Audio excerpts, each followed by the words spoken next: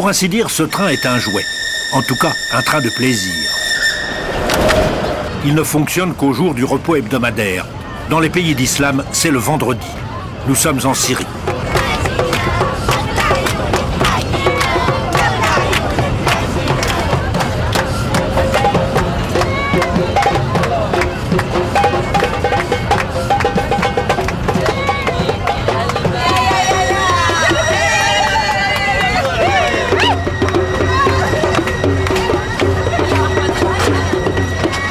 Les wagons sont en bois. Ils datent de 1915.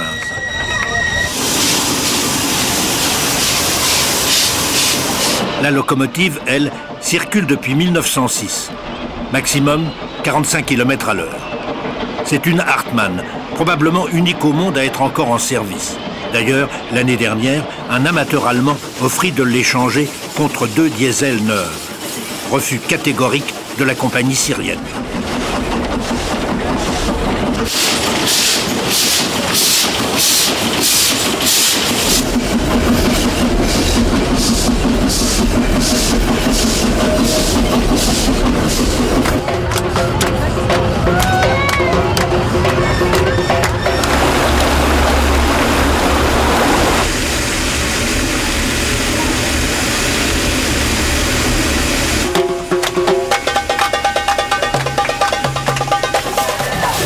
Pas d'angoisse pour un incendie. Et pourtant, ce vieux wagon de bois est chahuté par des rails vétustes. L'important, c'est de préparer les braises qui serviront de foyer au narguilé, la pipe à eau.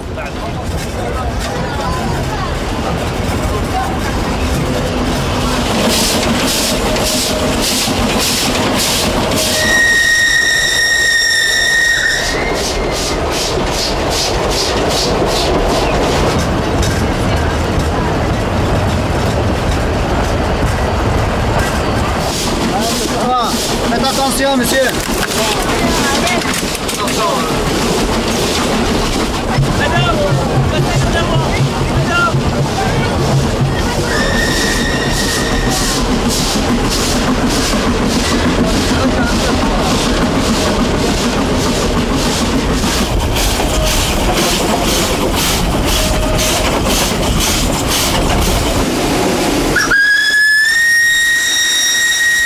De Damas, nous arrivons au terminus, Zabadani, à la frontière libanaise.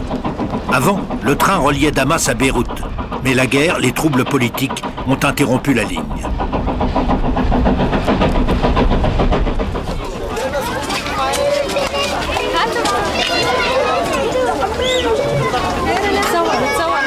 Au bout du voyage, le pique-nique. Mais il ne s'agit pas de grignoter un sandwich, des œufs durs ou bien un fruit. On fait véritablement la cuisine, en famille comme à la maison. Et toujours la musique.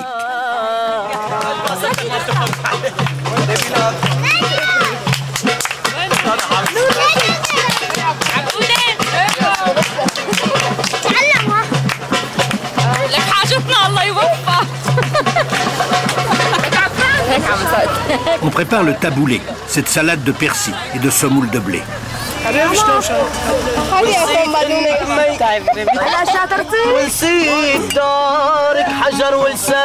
Un joueur de oud, ce n'est pas une guitare, c'est un luth. Celui-ci est à 12 cordes.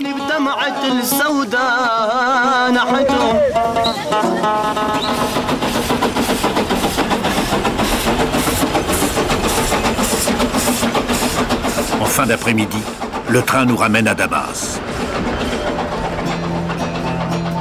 Le Moyen-Orient.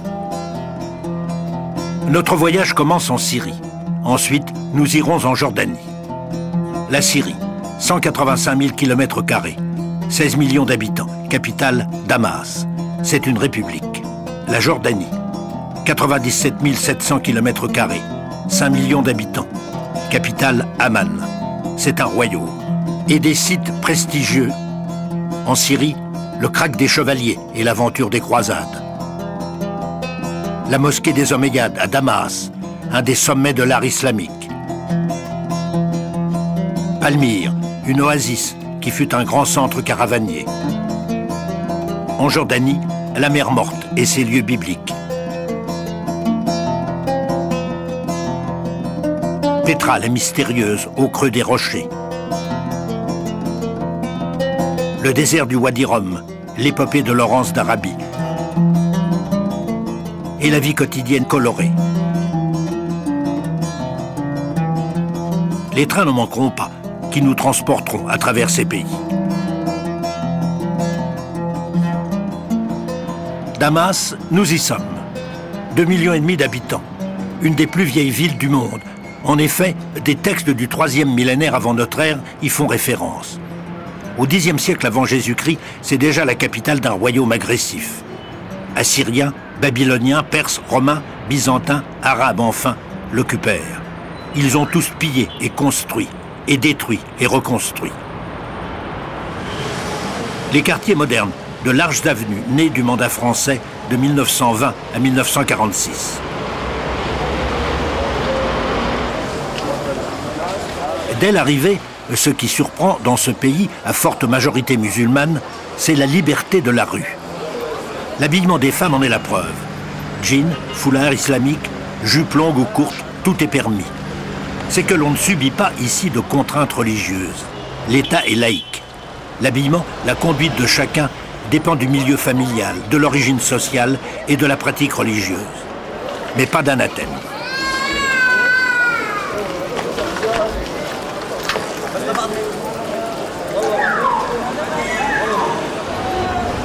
La vieille ville, à l'emplacement, pense-t-on, de la cité romaine. Son cœur, la rue Babcharki.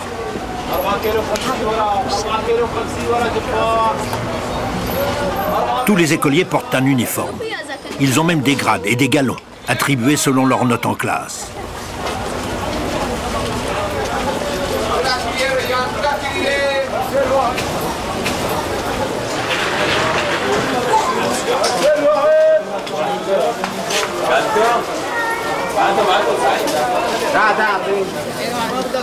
Abondance.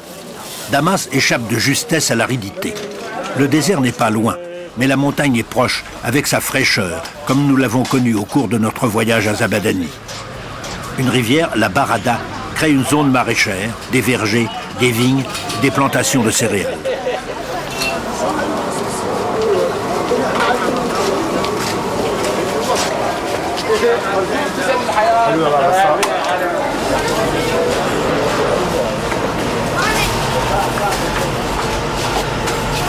La boulangerie est encore purement artisanale.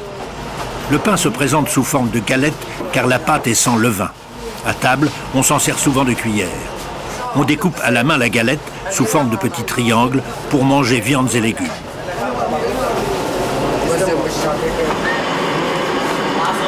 Dans le fournil, on prépare des galettes à la viande de mouton. À la farce, on ajoute une pincée de blé concassé et quelques pignons de pain.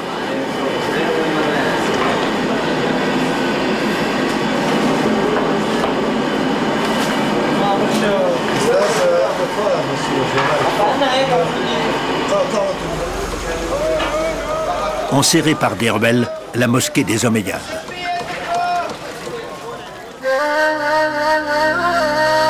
Les califes omeyyades formèrent la première dynastie de l'islam. Leur capitale fut Damas, et cette mosquée, l'apogée de leur orgueil. En terre d'islam, on n'avait jamais rien vu de pareil. Elle fut construite en 9 ans seulement, de 705 à 714. Le prophète Mahomet n'était mort que 73 ans auparavant.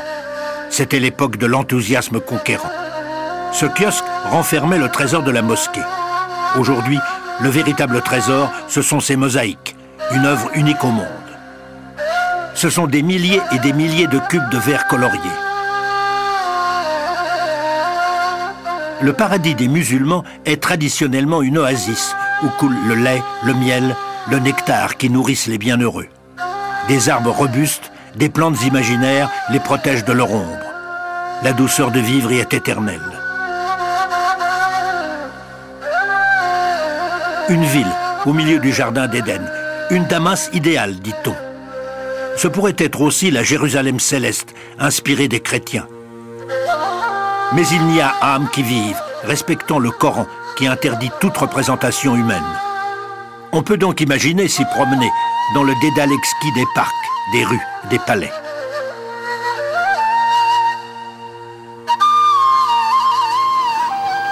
Sous les arcades s'ouvre la salle de prière. Étrangement, à nos yeux, le lieu est familier. Ici, le sacré n'est pas austère. On y vient avec des amis et on laisse les enfants jouer.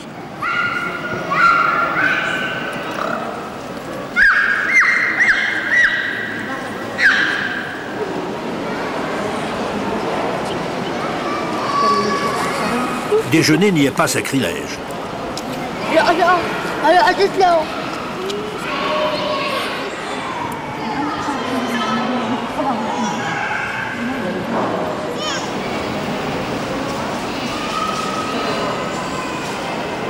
Dans ce petit mausolée reposerait la tête de Saint Jean-Baptiste. On peut s'étonner que la relique d'un personnage aussi important du christianisme soit dans une mosquée. Mais on aurait retrouvé son corps à cet endroit même. En fait, à cet emplacement était bâtie une église. Les conquérants décidèrent de partager le lieu.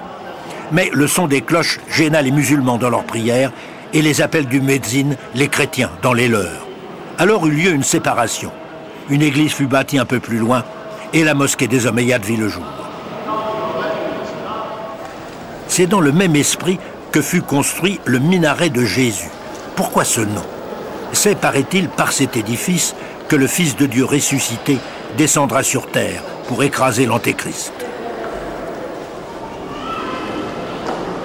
Le muezzin appelle à l'une des 5 prières de la journée, celle du soir.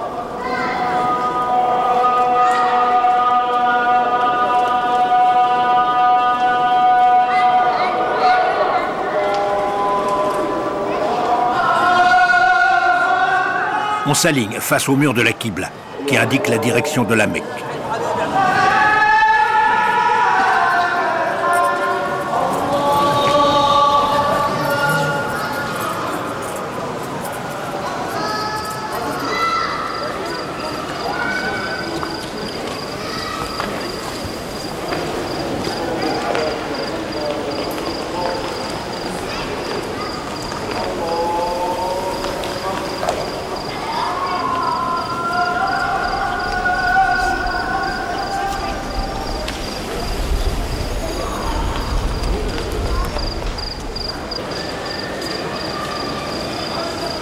Dans les ruelles qui entourent la mosquée, le soir rassemble les hommes dans les cafés. C'est l'heure paisible de fumer le narguilé, la pipe à eau.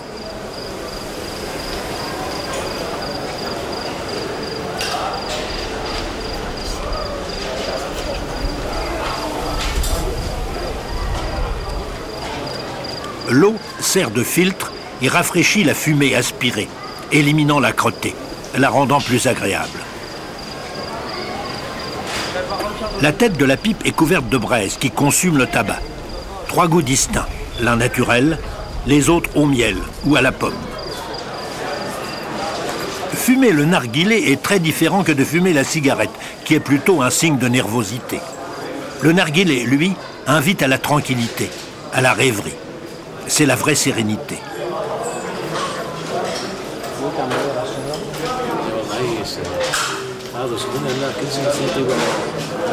Un garçon remplace les braises éteintes sur le foyer du narguilé.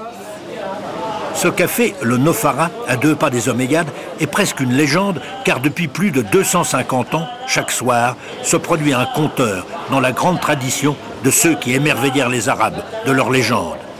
Ainsi naquirent les fameux contes des 1001 nuits. Le conteur actuel se nomme Hamed.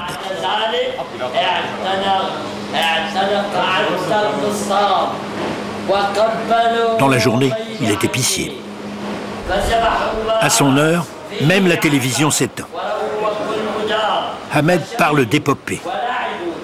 C'est une très longue histoire qui dure des semaines, une histoire pleine de rebondissements, de tumulte et de fureur. Princesse enlevée, héros trahis, amour contrarié, généraux félons punis.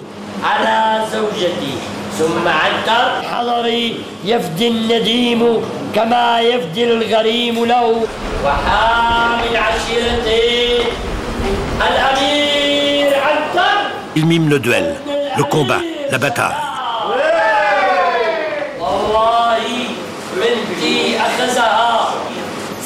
Enflammer son auditoire.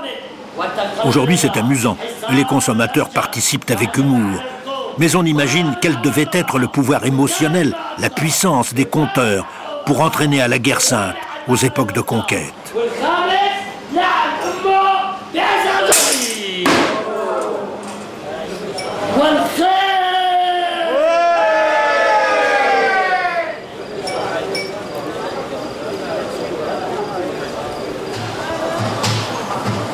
Dans le souk Hamidiyeh, le plus vaste, un glacier, ignoré des étrangers. Et pourtant...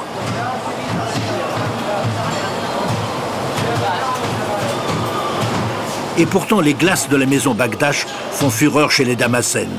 Une spécialité de la région, unique au monde. Voici la recette. Vous prenez quelques poignées de pistaches fraîches, décortiquées, et vous les jetez au fond d'un bac réfrigéré. Vous ajoutez de la crème glacée et vous frappez, vous martelez pour assurer le mélange.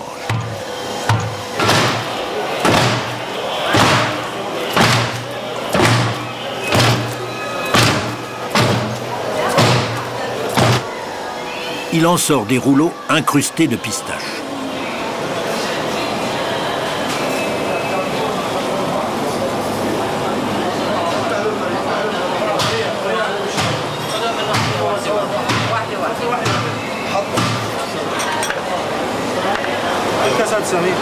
On y ajoute de la glace à la fraise et au chocolat pour mieux attirer les clients. Mais certains crient à l'hérésie.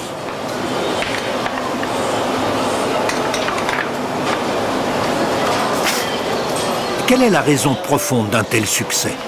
C'est qu'il y a un secret. On ajoute une macération de plantes qui ne poussent que dans la montagne syrienne. On n'en dévoile ni les noms ni les proportions. Mais c'est ce qui donne à la glace son caractère onctueux, légèrement élastique, son goût spécial.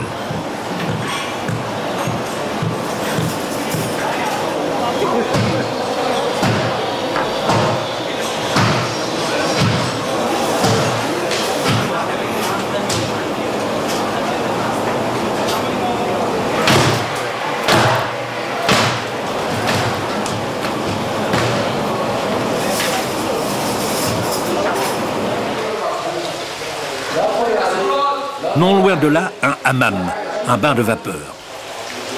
L'endroit est important dans la vie d'un musulman.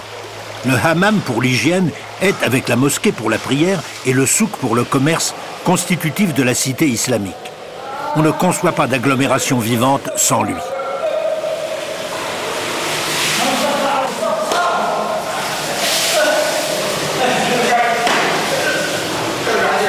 On transpire, on est savonné, baigné, on est massé, un massage souvent rude.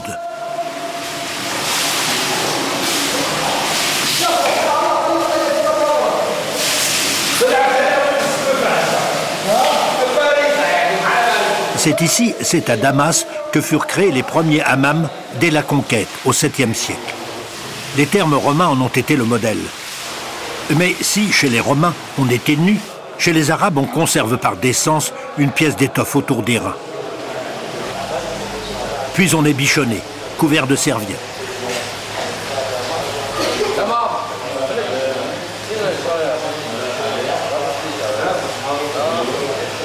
Et pas de promiscuité. Il y a les heures pour les femmes et celles pour les hommes.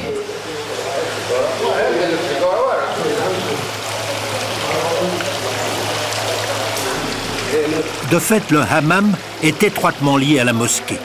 Avant la prière, purification de l'esprit, on doit se laver le visage, les mains, les pieds, purification du corps.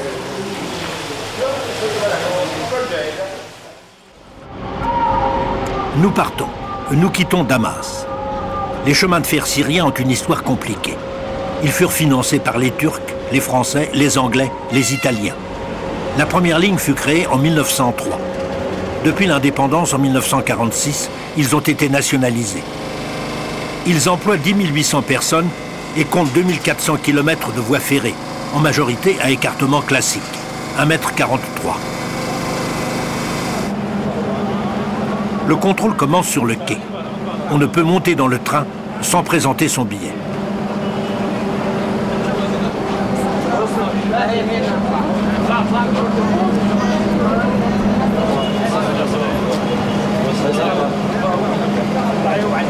Des femmes chiites. Le chiisme est un des composants de l'islam qui contraint ses fidèles à une stricte observance de règles particulièrement autoritaires pour les femmes. Elles ne doivent sortir que vêtues de noir. Certaines ont même le visage totalement voilé.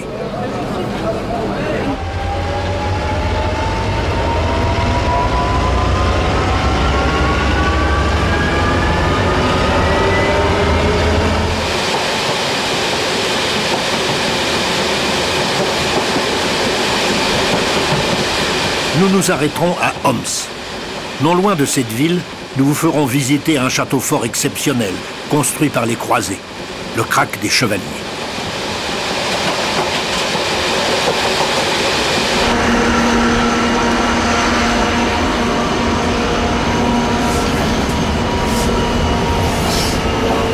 Les deuxièmes classes.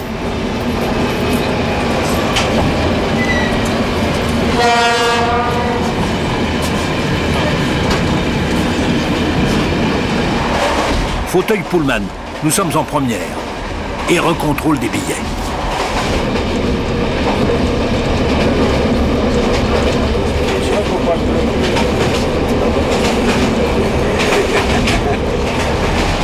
Quelques cultures, quelques oliviers autour des villages. Mais le désert est proche.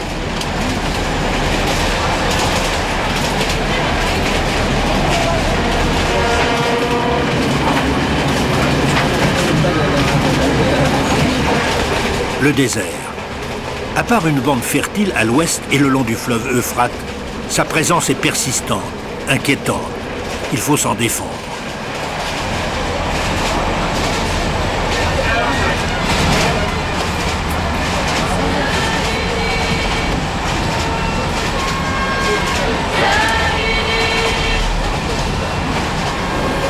Et toujours présente, cette diversité de l'habillement des Syriennes.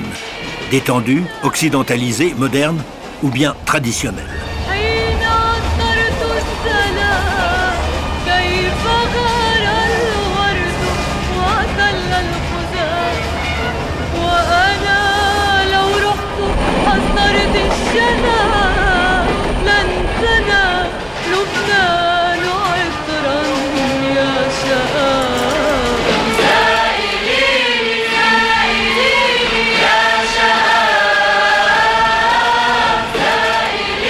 Demain matin, nous serons dans la montagne, au fameux Krak des Chevaliers.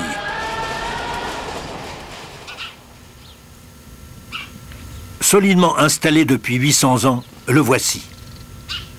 Il est né au XIIe siècle dans le mouvement tumultueux des croisades qui furent à la fois une aventure douteuse et une épopée héroïque.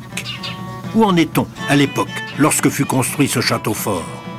Le formidable élan de ferveur et de foi agressive qui a permis la prise de Jérusalem en 1099 a donné naissance à une série d'États chrétiens protégés par de nombreuses places fortes.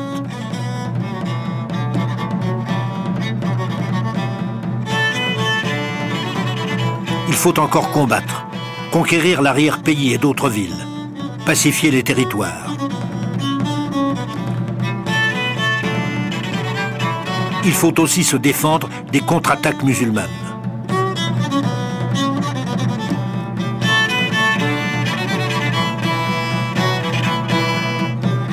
Il faut tenir les forteresses, dont le Krak est l'une des plus importantes. En effet, il contrôle une trouée dans la montagne, un chemin facile vers la mer. Il domine la région. En fait, pas seulement. Il domine aussi nos plus jeunes âges, ceux des châteaux de sable construits sur la plage. Il est le modèle de nos rêves d'enfants.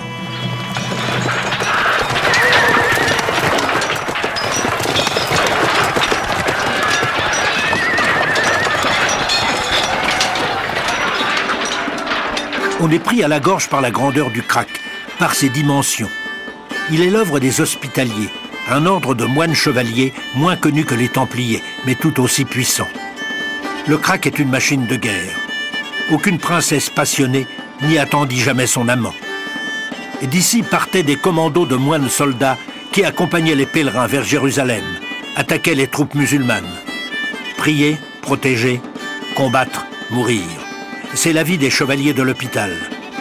Ajoutez-y l'espoir de monter au ciel, peut-être, d'entrer au paradis.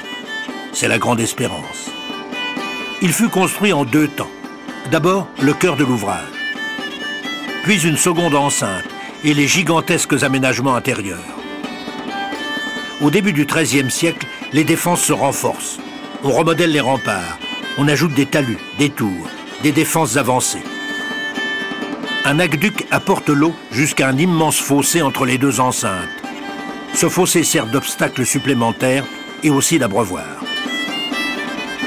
Le Krak est si imposant qu'il devient redoutable. 13 tours pour la première enceinte, 6 pour la seconde, 7 ponts-levis, 21 citernes. On entre par une tour massive. Elle s'ouvre sur une pente, protégée par une voûte et pavée de grosses pierres afin que les chevaux des chevaliers y accrochent leurs sabots. Cette énorme galerie monte et tourne en s'enfonçant dans la forteresse. Pour la construire, de 12 à 14 000 ouvriers y auraient travaillé 58 ans. On atteint la partie supérieure où se développent les quartiers d'habitation. Dortoirs, qui servaient aussi de salle à manger. 3000 hommes pouvaient y séjourner. Les écuries pouvaient accueillir 1000 chevaux. Près des cuisines, les réserves. Voici des jarres aujourd'hui brisées qui contenaient l'huile, les céréales, les légumes secs. On accumulait pour pouvoir résister à un siège de 5 ans. En fait, on ne cessa jamais de bâtir. La salle du chapitre, du plus pur style gothique, date de la moitié du XIIIe siècle. Le chapitre était l'assemblée en général annuelle qui réunissait les moines chevaliers. C'était un événement solennel. L'architecture du lieu, toute religieuse, en souligne l'importance. Suivant les règles de l'ordre, on y délibérait de stratégie militaire, de la gestion de la forteresse, des manquements à la discipline. Certains étaient exclus, d'où l'expression populaire, utilisée encore aujourd'hui, n'avoir pas voix au chapitre. Dans le cadre d'une fenêtre, une inscription en latin, une règle de méditation monacale. Qu'abondance, sagesse, beauté te soient données, mais garde-toi de l'orgueil qui ternit tout. Le Krak ne fut pas moins conquis. C'était en 1271, l'époque où les croisés ont déjà perdu la partie. Ils ne contrôlent plus que de minuscules territoires. Les Mamelouks s'emparent de la forteresse. Il ne restait plus qu'une 60aine de moines combattants, dont quelques-uns se firent tuer, et les autres se rendirent pour avoir la vie sauve. Se rendre, quelle déchéance dans l'esprit de la chevalerie de Terre Sainte.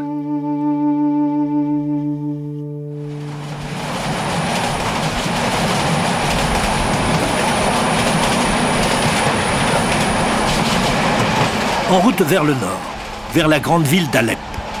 Au passage, nous nous arrêterons dans un lieu d'une grande beauté, Apamée.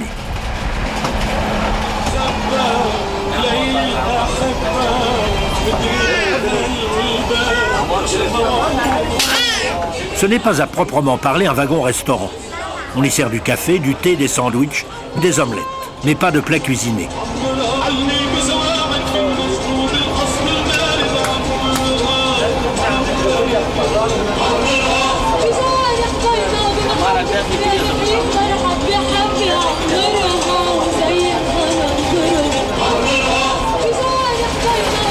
Un verger d'oliviers.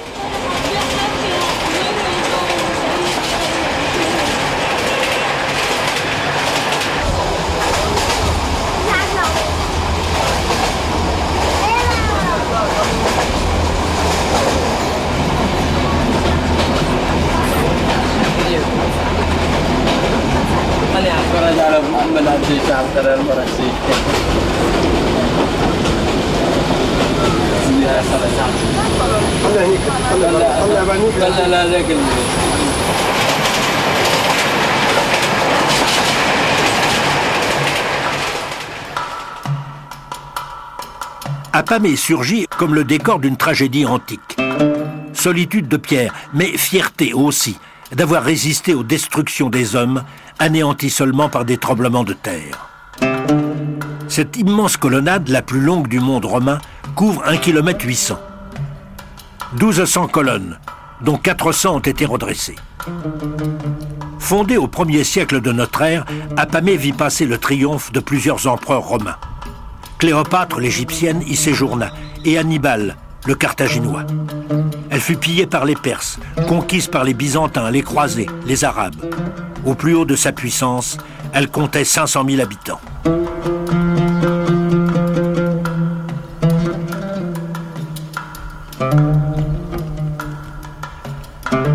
Sous les successeurs d'Alexandre le Grand, 30 000 juments, 300 étalons et aussi 500 éléphants de guerre peuplaient la plaine alentour pour les besoins de l'armée.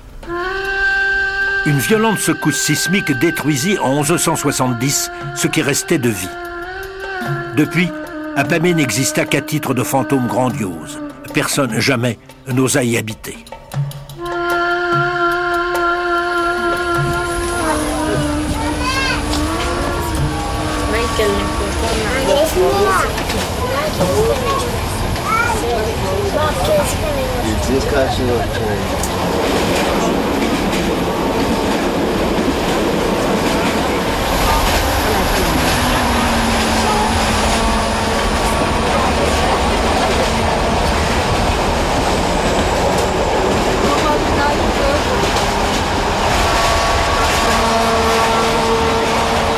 Mader al-Din, 40 ans.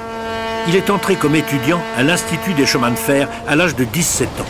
Il fut ensuite assistant pendant 5 ans, puis conducteur.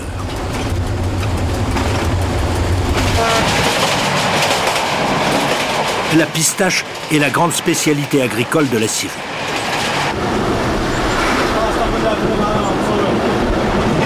Des temps de café. Abder, l'assistant, le prépare. À la mode orientale, le café doit être moulu très fin. 2 cuillères dans la petite bouilloire. Du sucre en poudre. On fait bouillir. On laissera le marc se déposer au fond.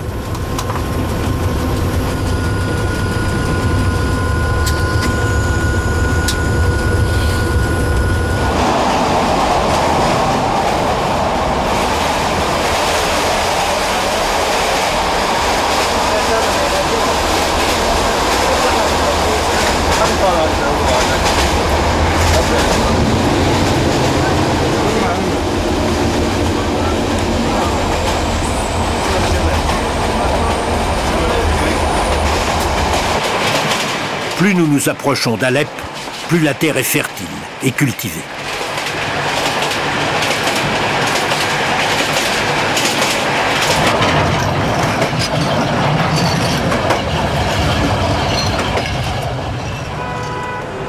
Alep, la grande ville du Nord. Avec ses 2 millions d'habitants, ses souks anciens, elle rivalise avec Damas, la capitale.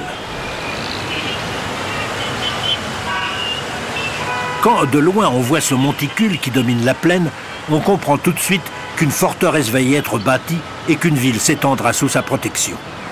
C'est là le secret de cette cité qui n'a pas d'âge, tant elle est ancienne. Abraham, 19 siècles avant Jésus-Christ, y aurait déjà fait halte en route vers la terre promise. Rudesse guerrière, glacis abrupt, taillé et lissé pour décourager tout creusement de sape qui pourrait effondrer la muraille. Donjon massif. D'ordinaire, il est situé au cœur du château fort. Ici, il couvre l'entrée de sa puissance. Au-dessus de la porte, 2 serpents entrelacés, énigmatiques, et une inscription qui vénère Allah et demande sa protection. Inattaquable? Pas si sûr. Si les croisés, dans leur hâte conquérante, s'arrêtèrent au bord des fossés, réfléchirent et n'osèrent l'assiéger, les Mongols, eux, en 1260, la conquirent. Ceux-là avaient le temps. Ils l'affamèrent. Il n'y a pas de citadelle imprenable.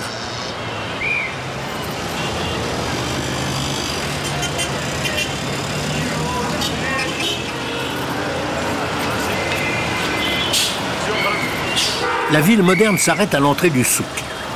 Le souk est le noyau d'origine de la plupart des villes syriennes. Il s'est établi généralement à l'emplacement de la cité romaine et de sa pesante structure administrative.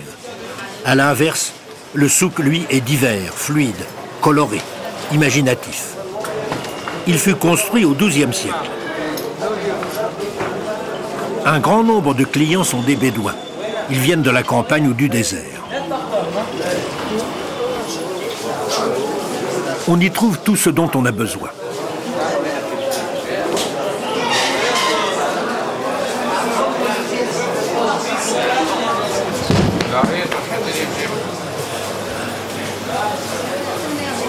Vendeur de gâteaux ambulants. Quant au verre de thé, on vous l'offre facilement dans les boutiques. Quartier des joailliers.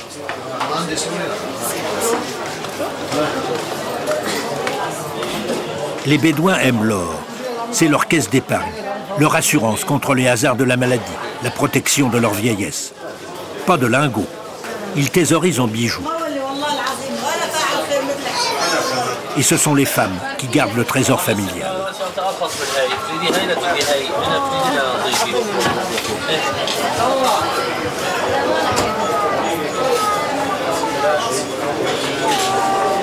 Un souk ne se visite pas avec un plan. Il faut se laisser porter par la foule. Ou bien suivre son instinct. Un seul guide, le hasard. Un seul maître, le plaisir du regard. Allô, ça va, Nana? Bonjour, vous êtes français? Il est 45, oui. Wow.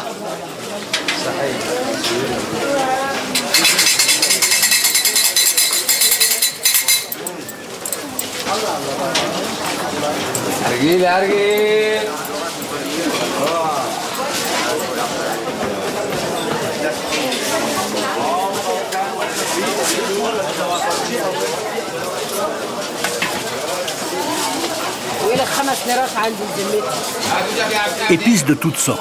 Safran, cannelle, gingembre, cardamome, cumin, noix de muscade. Citron séché, en guirlande.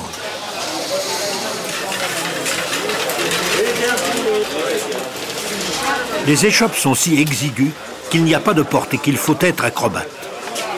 Voici la seule façon d'en sortir. Et d'y entrer.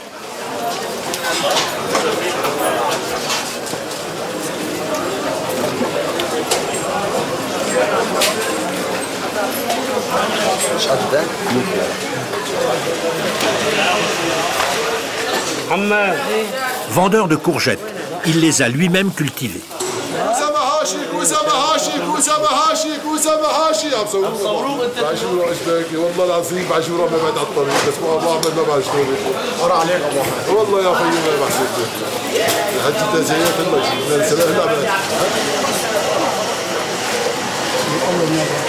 Le souk de la laine.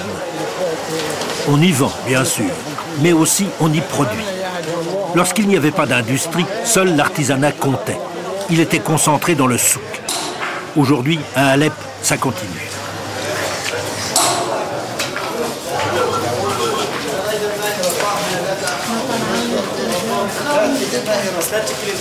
On nettoie la laine de ses impuretés.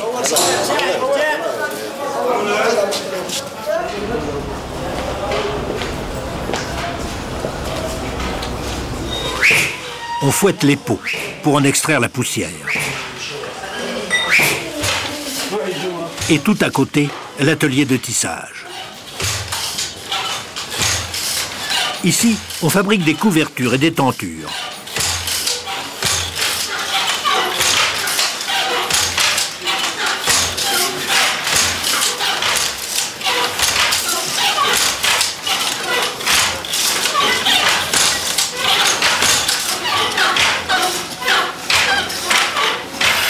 On file encore au rouet.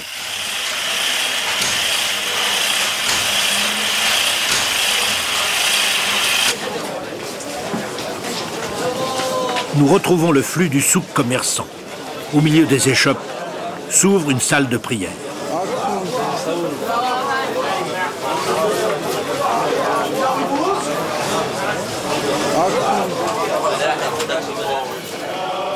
Plus loin, dans la ville, un culte chrétien? Oui, car n'oublions pas que cette terre était majoritairement chrétienne avant la conquête islamique. Ici, il s'agit de l'église melkite, un rite oriental. Les melkites reconnaissent l'autorité de Rome. Maintenant, nous sommes chez les Arméniens, mais pas chez tous les Arméniens. Nous sommes chez les Arméniens grégoriens. Ils ont leur propre patriarche, mais il y a aussi les Arméniens catholiques qui, eux, obéissent au pape, ce qui est très différent.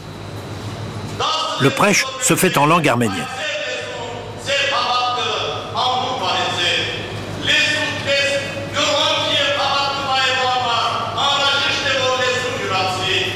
Il y a en Syrie 9 églises chrétiennes indépendantes les unes des autres et parfois antagonistes. Quelle complexité! Cela tient principalement à de sombres querelles théologiques des 5e et 7e siècles, des subtilités byzantines qui créèrent des ruptures définitives, multipliant les croyances, les liturgies, les communautés. Les chrétiens ne forment plus que 12% de la population. 88% sont musulmans. L'étonnant, c'est que cet univers de conviction et de ferveur si différents et même opposés vit ensemble sans conflit, sans crispation dans le climat de violence et de fanatisme religieux de cette partie du monde. Tolérance est le maître mot. Il est réconfortant et stimulant de le noter.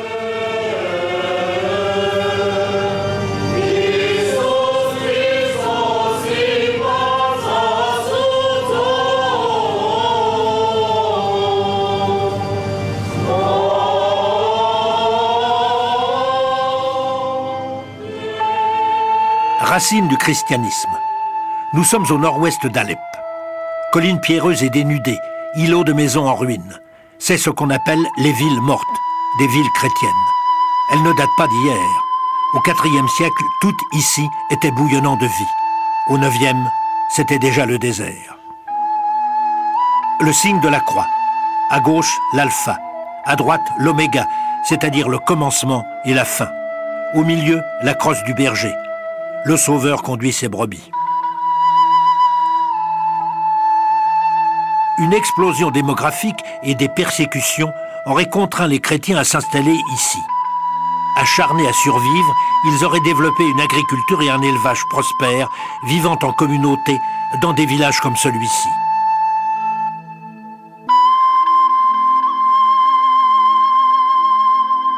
Le four à pain du quartier. Chaque agglomération possédait une maison commune. Les hommes s'y assemblaient. Nombreuses églises, nombreux couvents, admirable construction de maisons particulières. Mais pourquoi ces villes sont-elles mortes? C'est un mystère. Trop d'habitants peut-être, et de la sécheresse, et des bouleversements politiques qui désorganisèrent les circuits commerciaux. Ce fut l'abandon progressif, mais fatal.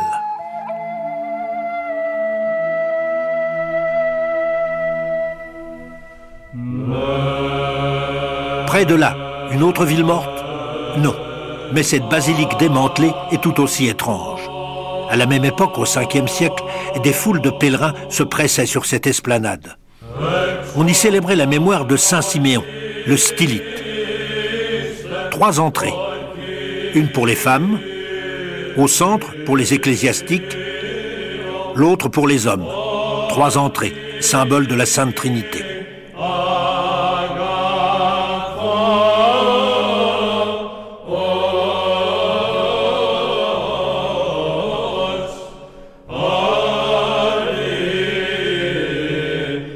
Stylite vient de stylos.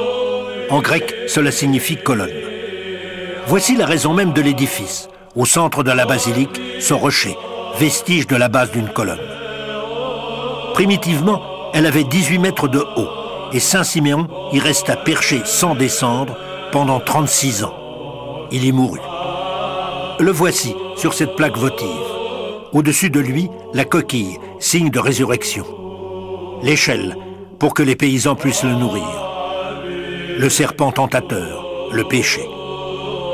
Le péché est alors la crainte absolue, la porte de l'enfer. Né en 386, jeune berger à 14 ans, Siméon rompt avec sa famille pour suivre des ascètes.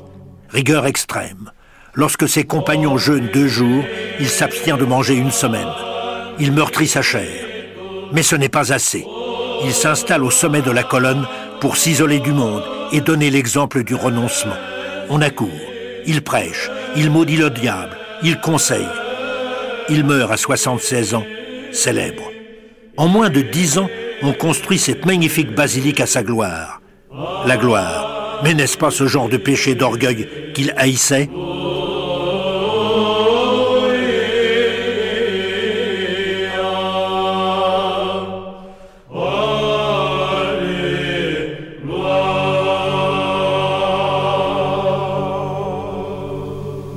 Plus au sud, l'église de Mouchabak.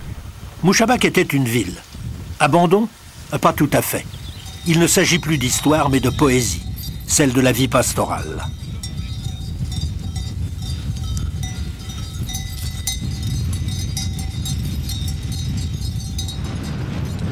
Une femme qui tire l'eau du puits pour abreuver les moutons. Des enfants blonds, rarissimes dans cette partie du monde, mais il y eut tant de remuements de population, sans oublier les croisés et ses chevaliers, ses soldats, dont un grand nombre venaient des Flandres, d'Allemagne, de France. En fin d'après-midi, le père a rassemblé son troupeau pour le conduire à l'abreuvoir.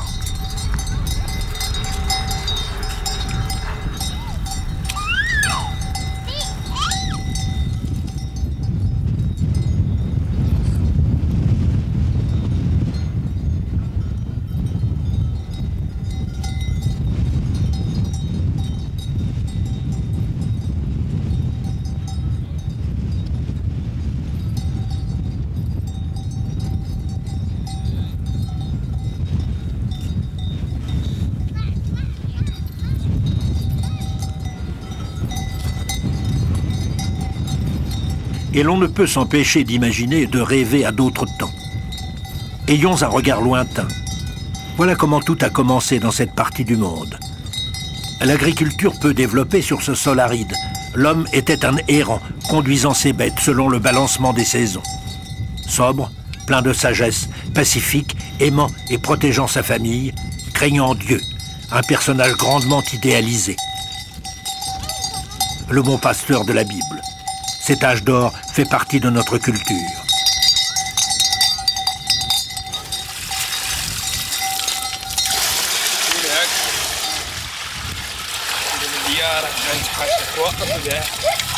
Oui, ayons un regard lointain, tout en nous imprégnant des paisibles images d'aujourd'hui.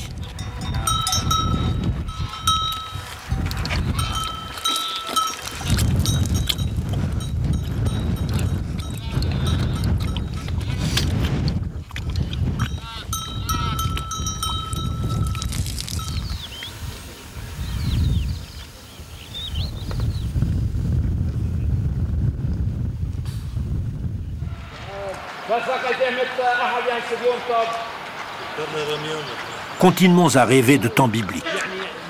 Nous sommes dans un village perdu, au nord de Damas.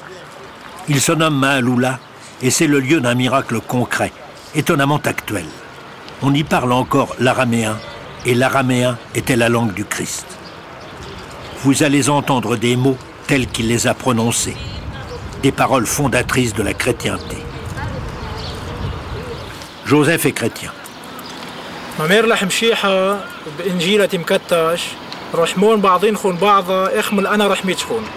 Aimez-vous les uns les autres comme je vous ai aimé moi-même.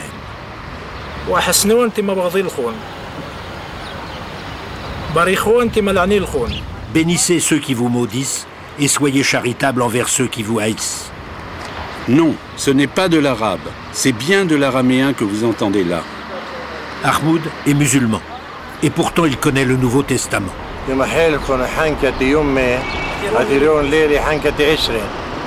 À celui qui vous frappe sur la joue droite, tendez la joue gauche.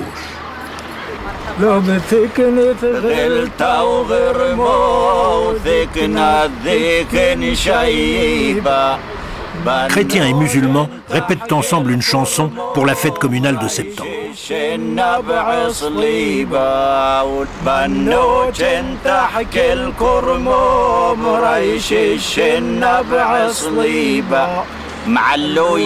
Quel exemple de tolérance, et plus chaleureusement de fraternité humaine, comme on aimerait que cela fît tache d'huile dans le monde entier.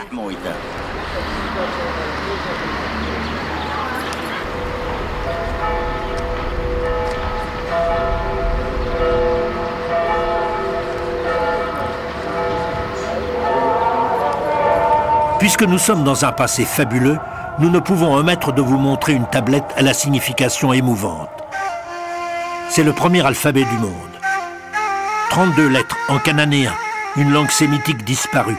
32 lettres qui rendirent enfin la lecture et l'écriture faciles, c'est-à-dire à la portée de tous. Une révolution aussi importante que l'invention de la roue. Elle eut lieu à Ougarit, sur la côte syrienne, en 2400 avant Jésus-Christ. Elle a changé le monde.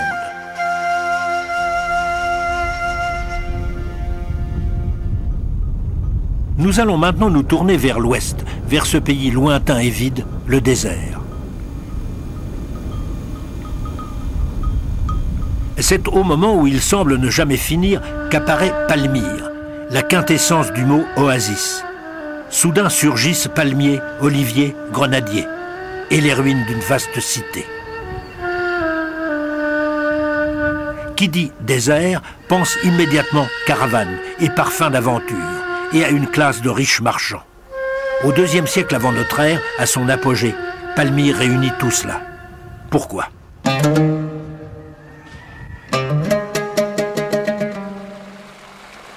Au milieu de centaines de kilomètres carrés de sable et de soleil implacable, Palmyre a de l'eau.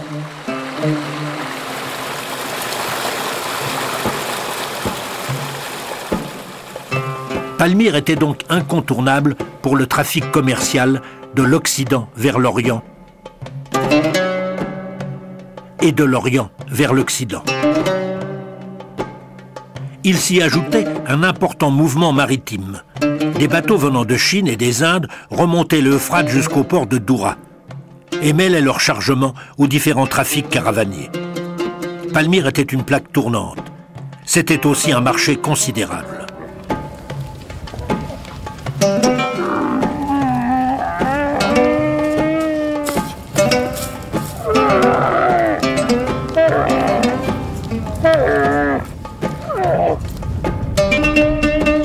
La richesse de la cité provenait des taxes.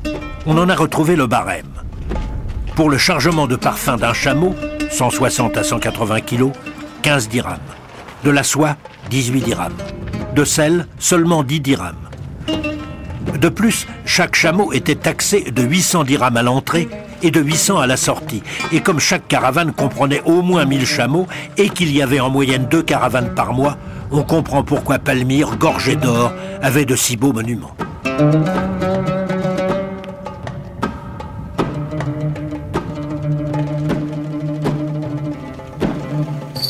Ici, dans l'agora, aboutissaient les caravanes et les marchandises étaient déchargées.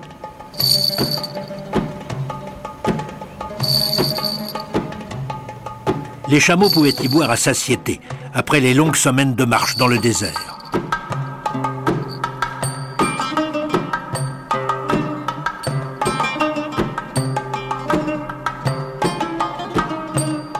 Tout était soumis à la taxe. Les prostituées elles-mêmes devaient s'en acquitter, au prorata de leurs tarifs. Si la passe était de 1 dirham, elles payaient 1 dirham par mois. Si elle était de 10 dirhams, elles payaient 10 dirhams par mois. Une autre taxe, sinistre, l'achat ou la vente d'un ou d'une esclave, 12 dirhams.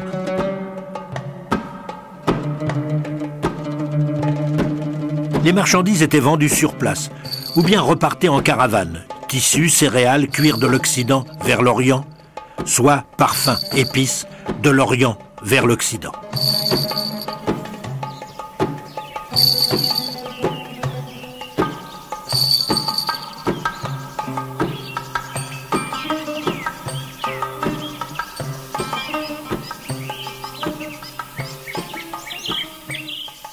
Un dieu nommé Bel dominait la ville. Son temple était une véritable cité. Précédé d'une vaste cour de 200 mètres de côté, le voici. Bel était le créateur de toutes choses, omnipotent, si lointain qu'on pouvait à peine l'invoquer. Il était peu représenté, mais on l'honorait de sacrifices d'animaux suivis de banquets rituels qui se tenaient devant le temple.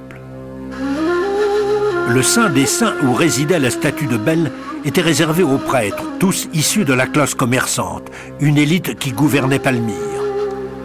Le temple était interdit au commun des mortels qui devaient se contenter d'une procession par an où l'on sortait la statue du dieu. Le peuple priait une triade de divinités, beaucoup plus accessible. Balshamine, au centre, porteur des nuages, dispensateur de la pluie. À sa droite, Aglibol, le dieu de la lune. À sa gauche, Malakbel, le dieu soleil, mais aussi divinité de la justice et de la fertilité. Ils sont en uniforme militaire romain. Rome. Son influence est ici évidente dans l'architecture et la décoration, ainsi que celle des Grecs, dont les Romains se sont largement inspirés. Cela s'explique. Rome, toute puissante, n'est-elle pas le client privilégié des caravanes vers l'Occident? La suprématie des familles de commerçants et de caravaniers apparaît pleinement dans les tombeaux. À l'extérieur de la ville, voici la nécropole. Ce sont en général des tombeaux tours. On mesurait la puissance d'une famille à la taille de son monument funéraire, à l'ampleur de l'agencement intérieur. Dominante, une stèle. Le père, chef de la famille, porteur du nom. Il trône. Il est à demi allongé, comme pour un banquet que l'on prenait couché à la mode romaine. À égalité d'importance, ses frères. Derrière, sa femme et sa famille.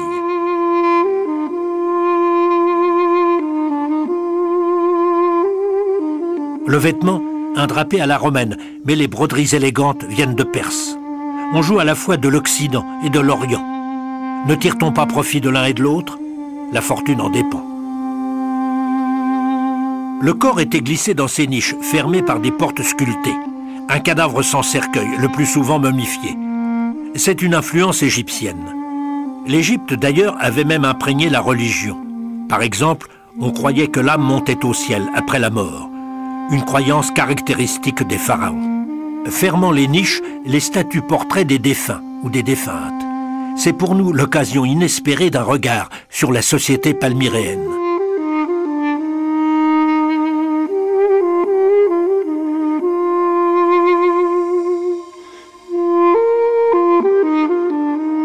L'attitude générale est de grande dignité.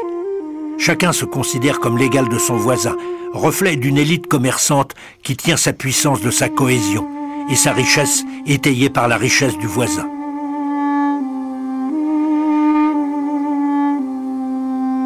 Les femmes ne cachent pas l'opulence de leur dynastie, au contraire. Coiffures soignées, d'épouses qui n'ont de soucis que d'elles-mêmes. Les bijoux sont nombreux, bien visibles. Le souci du paraître est évident.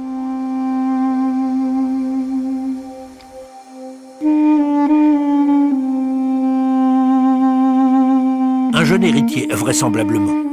Il portait la grandeur de la famille, son avenir brillant. On comptait sur lui pour la développer, on l'aimait. La mort l'a pétrifié en somptueux prince persan. La ruine vint par une femme, la reine Zénobie. Elle s'opposa avec force à l'hégémonie romaine et alla jusqu'à frapper monnaie à son effigie, un acte de souveraineté intolérable aux yeux de l'empereur. Ce fut la guerre. Faite prisonnière par les légions, elle fut conduite à Rome enchaînée. C'était en 272. Palmyre fut engloutie dans l'immense empire. Perdant toute personnalité, tout éclat, elle devint une banale cité romaine, comme tant d'autres. En fait, avant d'être désertée comme aujourd'hui, Palmyre était devenue fantôme d'elle-même.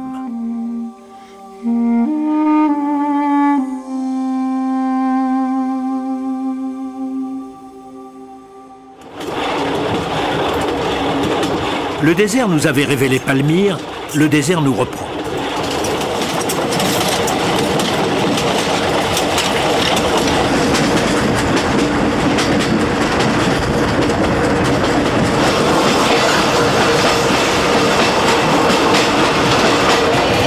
Plus de femmes de ville dans ce train, seulement des bédouines qui vont d'un village à l'autre.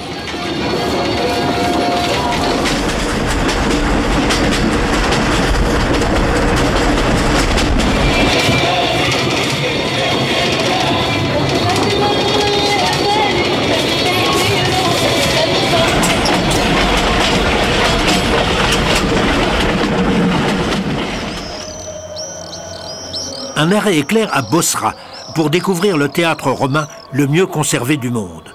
120 mètres de diamètre pour 17 000 spectateurs. Il date du IIe siècle.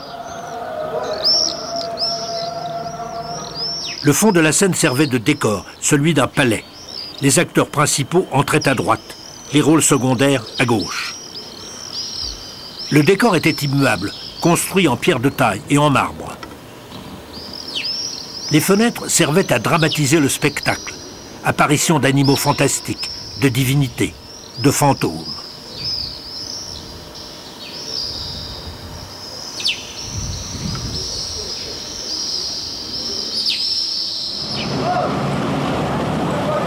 Adieu à la Syrie.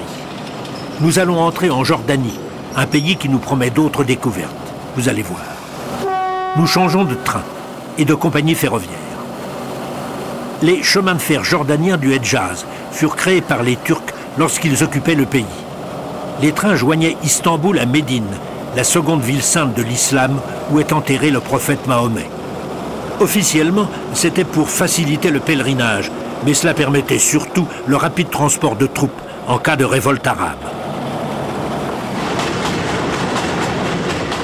Quelques cultures, elles sont extrêmement rares. Manque d'hommes, manque d'eau principalement, la sécheresse est la malédiction de cette région.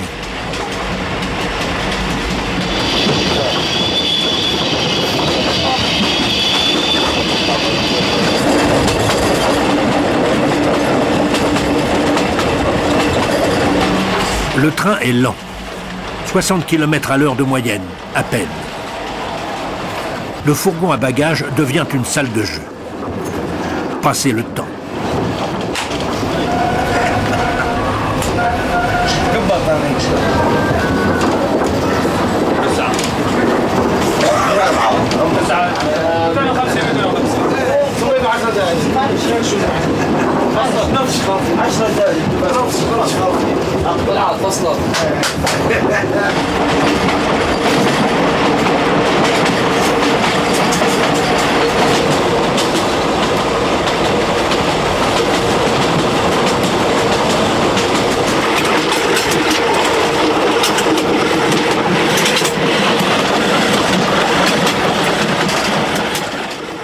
Amman, la capitale, est une ville si jeune que son histoire s'inscrit surtout en devenir.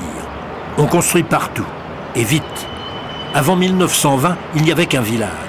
Aujourd'hui, l'agglomération regroupe 45% de la population du pays, soit plus de 2 millions d'habitants. Pourtant, le site fut occupé de longue date, dès le 8e millénaire avant Jésus-Christ, et même par les Romains qui y laissèrent leur marque, ce théâtre. Puis, ce fut le sommeil de l'oubli. La hâte de bâtir se résume quasiment en un style unique. Des quartiers entiers ressemblent à une peinture cubiste, en dur. La population est mélangée, car aux Jordaniens de souche s'ajoutent les Palestiniens réfugiés. Ils représentent 60% de la population, un chiffre énorme. Ils sont venus par vagues successives, victimes des nombreux conflits israélo-arabes. Les premiers sont arrivés autour de 1950. Cela ne se voit pas car ils sont en général bien intégrés. Le temps fait son œuvre. Ils sont entreprenants. Ils maîtrisent l'essentiel du commerce et dominent les professions libérales. De plus, la langue arabe et la religion sont de grandes égalisatrices. Jordaniens ou palestiniens, l'islam rassemble 95% de la population.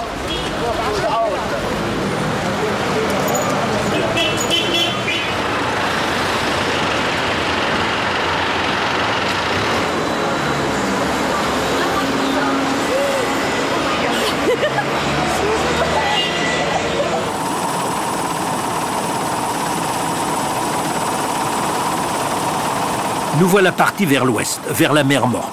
Oh, ce n'est pas loin. D'Amman, quelques 30 km à vol d'oiseau.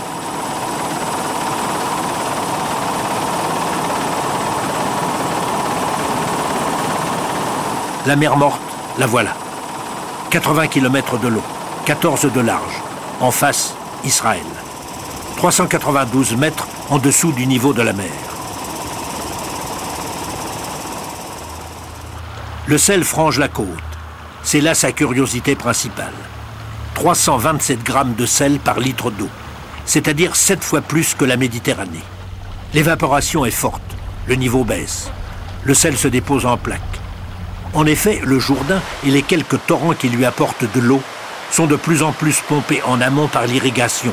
Et comme il n'y a pratiquement jamais de pluie, un jour, la mer Morte sera plus que morte. Elle aura disparu.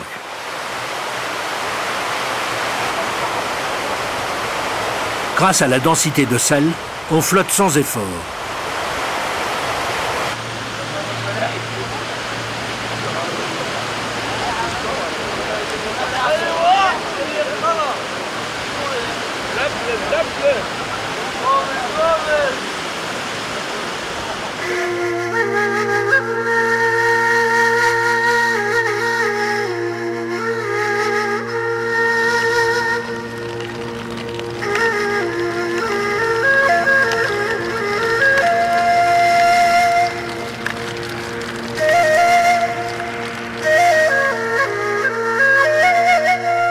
Ce n'est pas seulement pour nous promener que nous reprenons le chemin de la montagne aride. Nous sommes à la recherche des lieux où agirent des personnages fabuleux. Il s'agit d'un des plus grands d'entre eux, Moïse. On s'en souvient, les Hébreux avaient été déportés en Égypte.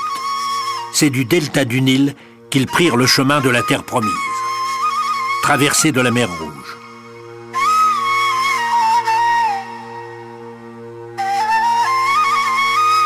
Au mont Sinaï, Dieu remet à Moïse les tables de la loi. Sous sa conduite, les Hébreux errent 40 ans dans le désert.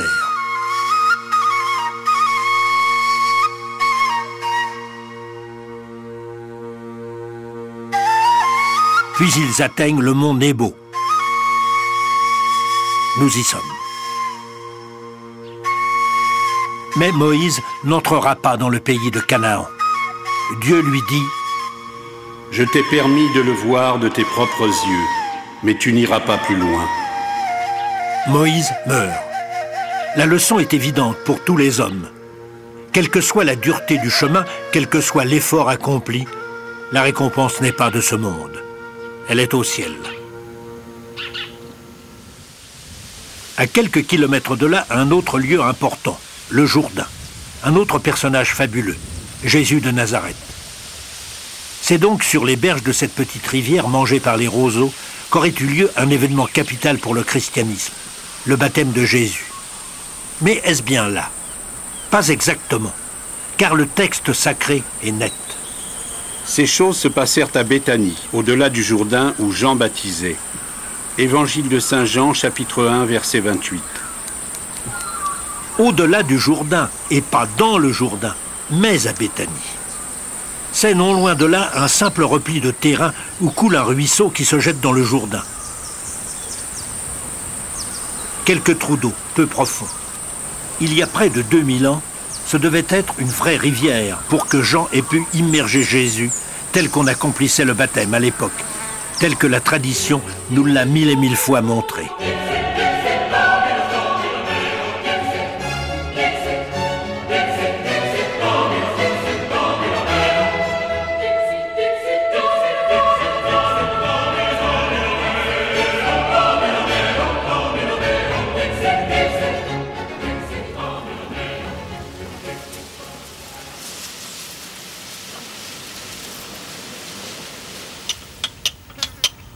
Sur la butte qui domine le vallon, la preuve que c'est ici depuis longtemps un lieu de mémoire. Probablement, Jean-Baptiste, ce mystique acharné et décharné au regard de feu, y avait construit sa cabane. Au IVe siècle, ce furent une église et un monastère.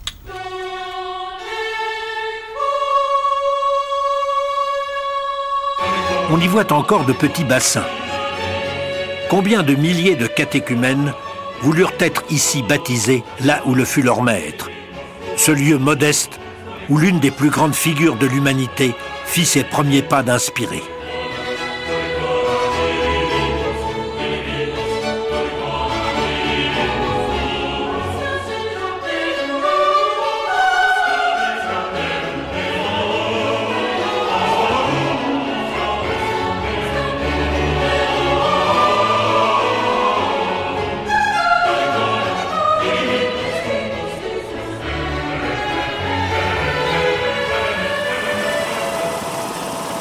Nous survolons maintenant le massif rocheux qui domine la mer Morte. Au désert de sable, aux rives où le sel a tué la vie, succède un désert de pierre. Nul être vivant, rien que le minéral originel, brutal, nu.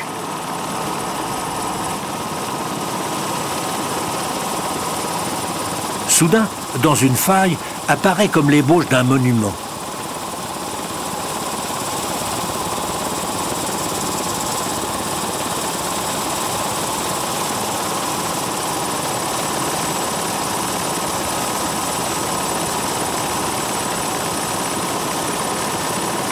Nous sommes au royaume oublié des Nabatéens. Mais qui étaient les Nabatéens? Un peuple sémite venu s'installer ici aux environs du 3e millénaire avant Jésus-Christ et des fins fonds de l'Arabie. Au départ, ils étaient des nomades, puis ils devinrent des caravaniers et enfin des commerçants prospères.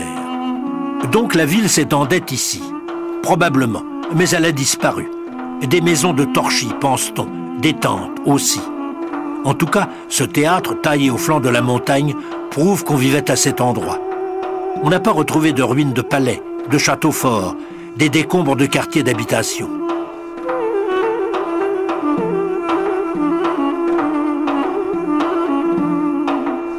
Ces trous dans la roche, ces excavations, ces façades, ces entrées somptueuses ouvraient sur des tombes. À l'extérieur, une magnificence royale. À l'intérieur, quelques pièces obscures où les morts étaient déposés. En fait, Pétra est le pendant méridional de Palmyre qui, au nord, redistribuait les marchandises entre l'Orient et l'Occident.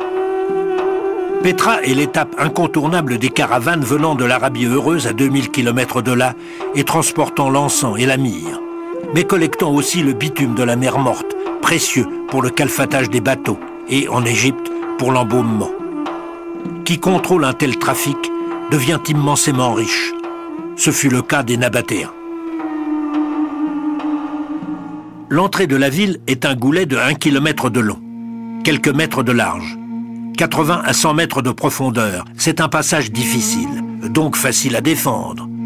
Mais ce lieu chaotique n'a-t-il pas été choisi aussi pour son étrangeté?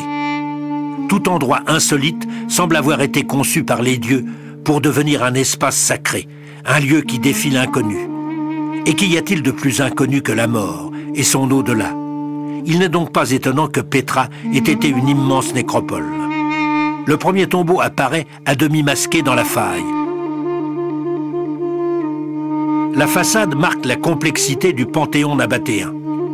Rendez-vous des caravanes venues de tous les horizons, Pétra est dominée par l'esprit commerçant, souple et arrangeant. Pétra absorbe les religions de ses clients. C'est une éponge qui boit toutes les croyances. L'aspect général est gréco-romain, très classique. Mais la statue centrale a plusieurs identités. Au choix, c'est Isis, la déesse égyptienne.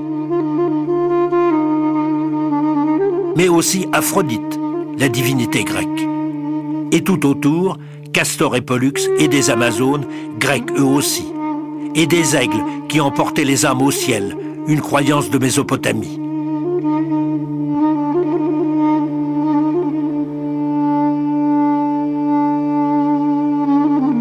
De purs dieux nabatéens, on n'en connaît que deux. Dusarès, de forme ovoïde, phallique, créateur de toutes choses. Et Al-Oussa, une déesse, mère de la fécondité.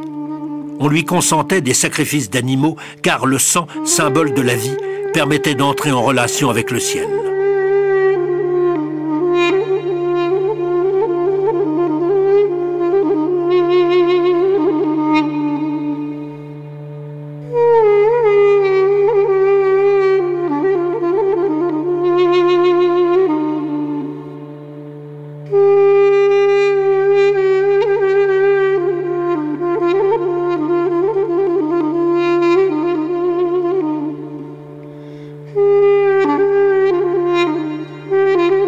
La faille s'élargit en un cirque rocheux. Les tombes se multiplient. Sur nombre de façades, des signes, eux aussi d'origine égyptienne. Il s'agit de ces sculptures en forme de pyramide qui dénombraient les morts inhumés. Le peu que l'on sait de l'univers nabatéen nous révèle que la société était égalitaire, tout au moins entre les familles opulentes. Comme à Palmyre, elles détenaient le pouvoir. Elles assuraient la cohésion. Elles s'imposaient par la splendeur de leurs tombeaux. Pétra des couleurs. Il s'agit toujours de tombes. Les Nabatéens ont profité des grès oxydés par le fer, par le cuivre, l'argent, l'antimoine, pour tirer des effets architecturaux. D'ailleurs, son nom sémitique était Radmou, qui signifie la bariolée. Pétra vint plus tard, du grec, qui veut dire pierre.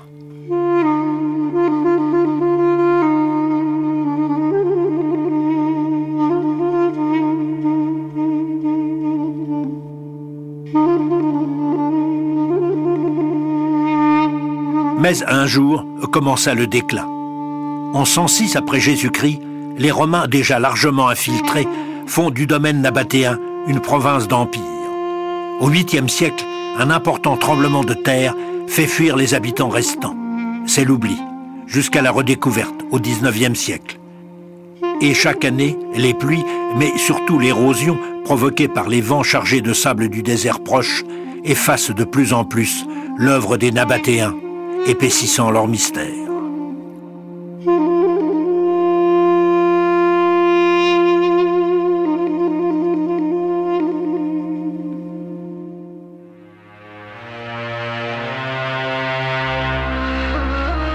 Et le désert proche, le voici.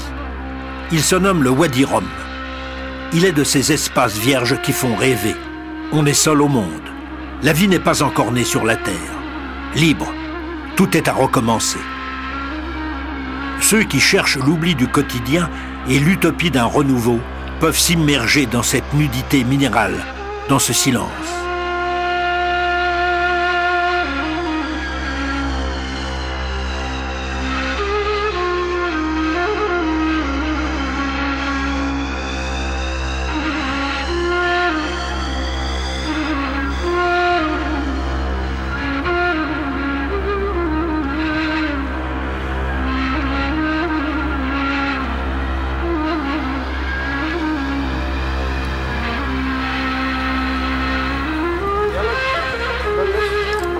Seuls habitants, les Bédouins, largement dispersés.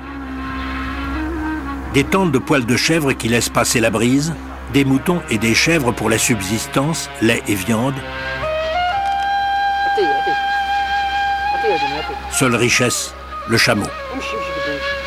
S'ils se sont rangés, la razzia de femmes et de bétail n'est plus d'actualité, ils restent très individualistes, mouvants, insaisissables, à la recherche de la très rare herbe verte.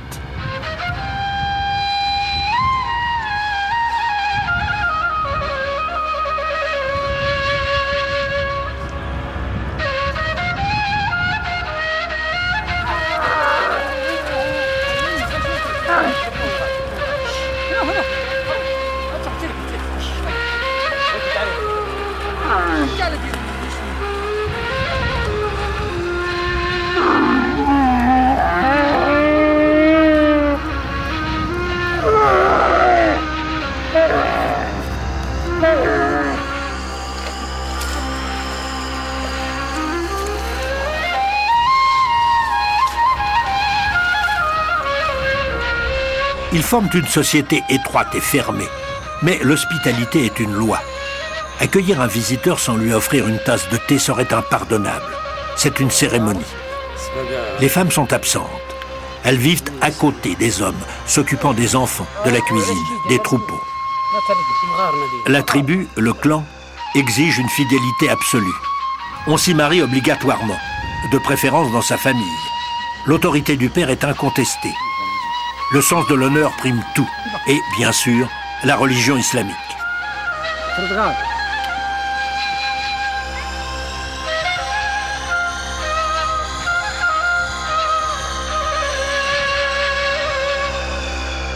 La géologie du Wadi Rum est vertigineuse. Le socle granitique, 2 milliards d'années. Les grès, 600 millions. Les calcaires, 30 millions. L'océan envahit cette terre et se retira plusieurs fois. Les pluies d'alors, brutales, les vents violents, sculptèrent les granites et les grès et les sédiments en dômes et en canyons, réservant des plages de sable fin entre les falaises et les blocs gigantesques.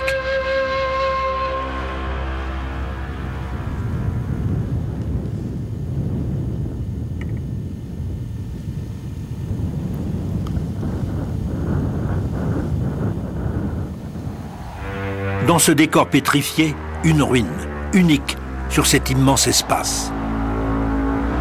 Quelle légende cache cette maison délabrée? Elle cache un homme énigmatique et troublant, qu'un film rendit célèbre, Thomas Edward Lawrence. Souvenez-vous, celui qu'on surnomma Lawrence d'Arabie. Voici son histoire véritable. Dès sa venue au monde, cela commence mal pour lui. Le 16 août 1888, il naît bâtard, ce qui n'est pas rien dans l'Angleterre puritaine de l'époque. Mais il est quand même admis à l'université d'Oxford, creuset d'une élite hautaine. Il en devient un pur produit, entre dans l'armée comme officier, et pour se déguiser bientôt en bédouin, afin de soulever les Arabes contre les Turcs. L'Empire ottoman domine alors le Moyen-Orient, enjeu des puissances occidentales. Nous sommes en 1914, c'est la Grande Guerre.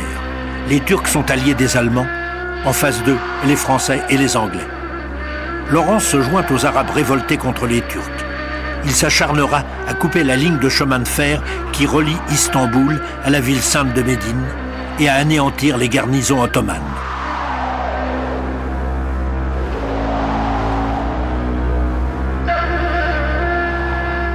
Les Turcs ont peur des espaces vides, propices aux coups de main arabes venus de nulle part. Lawrence réside dans le Wadi Rum, mais aussi dans une série de forts du désert construits il y a plus de 1000 ans. Il peut y préparer tranquillement ses opérations. Al-Asrad particulièrement lui convient.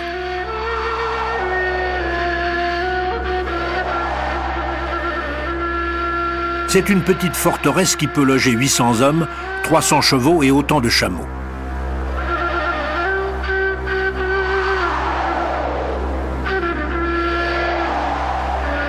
Le style moyenâgeux, sévère sinon lugubre, plaisait à l'âme romantique de cet étrange personnage hanté par le rêve d'un empire arabe.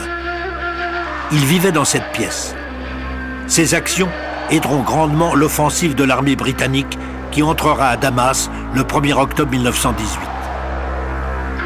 La guerre terminée, il participe à la conférence de la paix de 1919.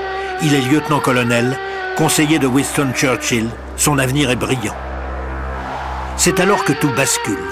Jugeant que les Arabes ont été trahis par le partage du Moyen-Orient entre les Français et les Anglais, il est profondément déprimé. Il abandonne son grade et, sous des noms d'emprunt, s'engage comme simple soldat dans l'aviation, puis dans les blindés. Lui, le diplomate habile, le guerrier téméraire, se veut un anonyme, un effacé, un disparu. C'est là qu'apparaît le côté obscur et fascinant de Lawrence. C'est là que se révèle un mental troublé, pense-t-on, par une dérangeante sexualité. Brièvement prisonnier des Turcs pendant la guerre, il aurait été violé par ses geôliers. Ensuite, il aurait aimé se faire flageller. Il aurait abandonné son grade de lieutenant-colonel pour vivre sa propre déchéance, comme il l'écrira à une amie. Il ajoutera que ces conflits intérieurs font de lui une guerre civile permanente. Oui, un destin exacerbé et tellement hors du commun. De son expérience au Moyen-Orient, de sa connaissance des Arabes, il a écrit un livre admirable, Les 7 piliers de la sagesse. Il est mort en 1935 d'un banal accident de moto.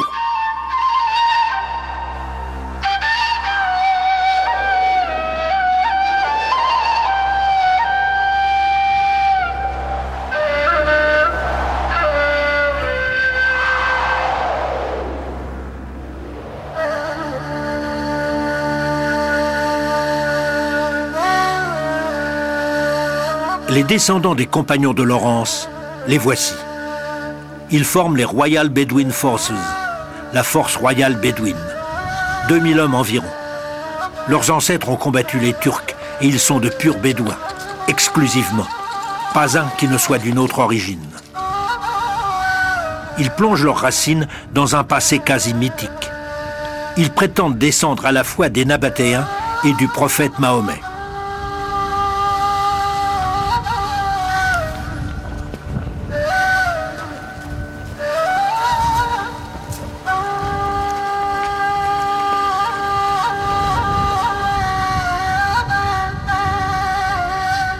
Ils surveillent la frontière contre la contrebande, les passeurs de drogue, l'entrée d'émigrés clandestins.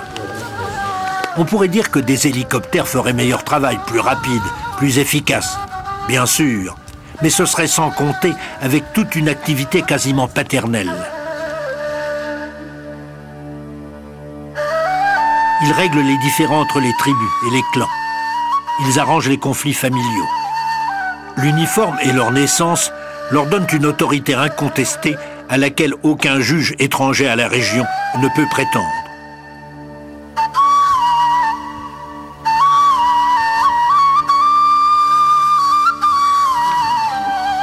Pour les Bédouins, qui n'est pas né dans le désert est suspect.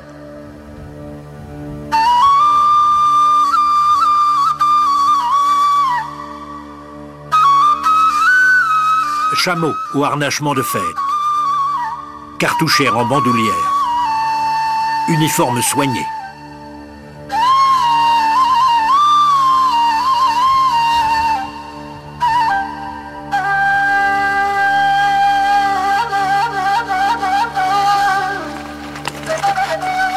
Et ils vont leur chemin, dans ce double rôle de gardien des traditions et de maître de l'espace, si présent et si perdu dans l'immensité.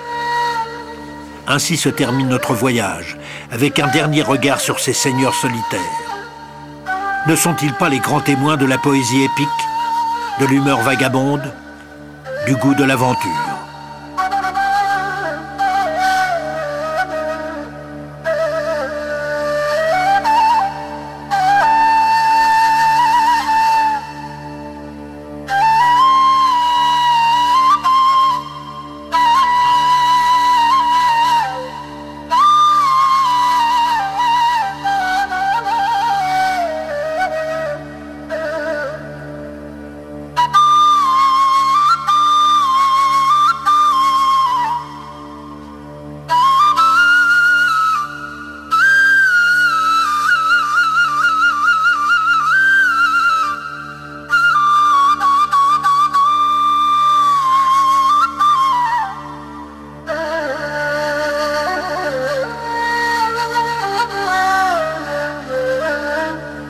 Bye.